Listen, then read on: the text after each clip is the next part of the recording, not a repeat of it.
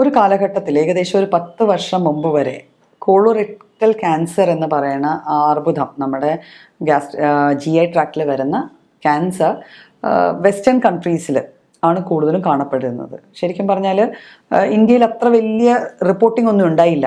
ഈ ക്യാൻസറിൻ്റെ നമ്മുടെ ഗ്യാസ്ട്രിക് ഇതിലുള്ള ക്യാൻസർ അത്ര അധികം പ്രിവലൻ്റ് അല്ലായിരുന്നു, നമുക്ക് കാണപ്പെടുന്നുണ്ടായില്ല.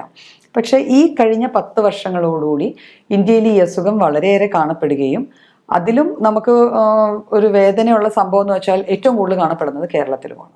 അപ്പോൾ അതിൻ്റെ കാരണങ്ങൾ എന്താണെന്ന് നമുക്ക് ഊഹിക്കാവുന്നേ ഉള്ളൂ അല്ലേ.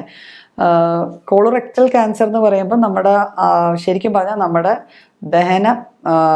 ദഹനേന്ദ്രിയങ്ങളും ദഹന സംബന്ധമായ ആ അവയവങ്ങളെ എല്ലാത്തിലും ഏറ്റവും അവസാനം വരുന്ന ഭാഗമാണ് വൻകുടലും പിന്നെ മലദ്വാരവും. അപ്പം മലദ്വാരത്തിന് മേളിലുള്ള ഭാഗം റെക്റ്റം, അതിന് മേലെയുള്ള ഭാഗം കോലൻ. അപ്പം ഈ ഭാഗത്ത് വരുന്ന ക്യാൻസറിനെയാണ് നമ്മൾ കോളോറെക്ടൽ ക്യാൻസർ എന്ന് പറയുക. ഈ ഭാഗത്ത് തടിപ്പുകൾ ഉണ്ടാവാം, ചെറിയ മുഴകൾ ഉണ്ടാവാം, പിന്നെ ഒരു സ്പിങ്ചർ, അതായത് ഒരു ടൈറ്റ്നെസ് വരാം. അപ്പോൾ അങ്ങനെ വന്നു കഴിഞ്ഞാൽ ഈ ഭാഗങ്ങളിൽ പ്രോപ്പറായിട്ടുള്ള മൂവ്മെൻറ്റ് ഉണ്ടാവാതെ വന്ന ഭക്ഷണം അവിടെ ചെന്ന് കെട്ടിക്കിടക്കുകയും അത് ദഹിച്ചു കഴിഞ്ഞ് ഏറ്റവും അവസാനം വരുന്നത് വെള്ളവും അതിലുള്ള ന്യൂട്രിയൻസ് എല്ലാം അബ്സോർബ് ചെയ്യുന്നത് ആ ഭാഗത്തു നിന്നാണ്. ഈ നമ്മൾ പറയുന്ന ഏറ്റവും അവസാനത്തെ കോളനിൽ നിന്നാണ്, വൻകുടൽ എന്ന് പറയുന്ന ഈ ഭാഗത്തിൽ നിന്നാണ്. അപ്പം അവിടെ മൂവ്മെൻറ്റ്സ് പ്രോപ്പറായിട്ട് ഉണ്ടായില്ലെങ്കിൽ ഇത് അവിടെ കെട്ടിക്കിടക്കുകയും അതിൻ്റെ ഫലമായിട്ട് ഉണ്ടാവുന്നത് യൂഷ്വലി കോൺസ്റ്റിപ്പേഷനാണ്. കോൺസ്റ്റിപ്പേഷൻ എന്ന് വെച്ചാൽ മലബന്ധം ഉണ്ടാവും. ഇത് മൂവ്മെൻറ്റ് പ്രോപ്പർ ആവുന്നില്ല, മലം അവിടെ കെട്ടിക്കിടന്ന് ആ മലം അവിടെ കട്ടിയാവുക ചെയ്യണത്.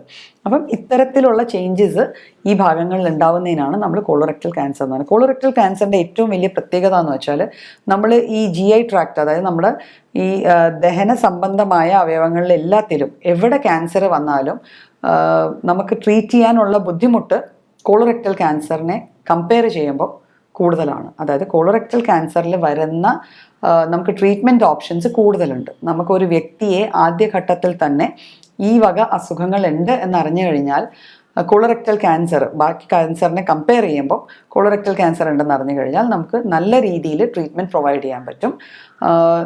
അതുപോലെ ഒരു ലൈഫ് എക്സ്പെക്റ്റൻസി, നമ്മൾ ക്യാൻസർ എന്ന് കേൾക്കുമ്പോൾ ആദ്യമേ നമുക്ക് തോന്നുന്നത് അതോടെ ജീവിതം അവസാനിച്ചു എന്നാണ്. പക്ഷേ ഒരു കോളോറെക്ടൽ ക്യാൻസർ നമ്മൾ ആദ്യ സ്റ്റേജിൽ ഡയഗ്നോസ് ചെയ്ത് കഴിഞ്ഞാൽ നമുക്ക് life expectancy compare to other cancers വളരെയേറെ കൂടുതലും നല്ലതുമാണ്. അപ്പം ഇതിലുള്ള ഞാൻ പറഞ്ഞല്ലോ, ആദ്യത്തെ ഒരു വലിയ ലക്ഷണം എന്ന് വെച്ചാൽ വയറിൽ ഗ്യാസ് നിറഞ്ഞിരിക്കുന്ന ഫീലിങ്ങും മലശോധന പ്രോപ്പറായിട്ട് നടക്കാതിരിക്കുക. മലബന്ധമായിരിക്കും മിക്കപ്പോഴും ഉണ്ടാവുക. മലബന്ധത്തിൻ്റെ കൂടെ തന്നെ ബ്ലഡും മലദ്വാരത്തിൽ കൂടെ ബ്ലഡ് പോകാനുള്ള ചാൻസസും ഉണ്ട്.